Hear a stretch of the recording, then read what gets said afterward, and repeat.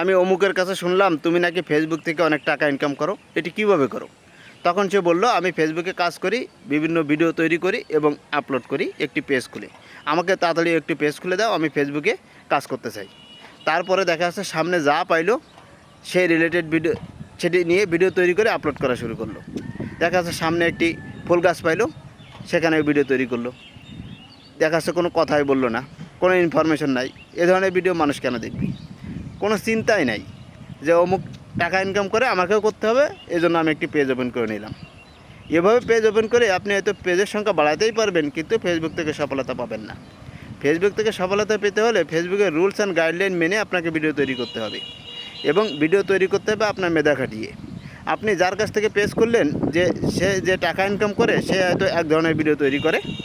আপনি যে ওই ধরনের ভিডিও তৈরি করতে পারবেন বিষয়টা কিন্তু এমন না। তার মেধা আর আপনার মেধা কিন্তু এক না। আপনি হয়তো তার থেকে অনেক ভালো ভিডিও তৈরি করতে পারবেন। এর জন্য আপনাকে পরিশ্রম করতে হবে, চিন্তা করতে হবে, আপনার মেধাকে বের করতে হবে, এবং এমনভাবে বের করতে হবে যেটি মানুষের আবার উপকারেও আসে, মানুষের কাজে লাগে।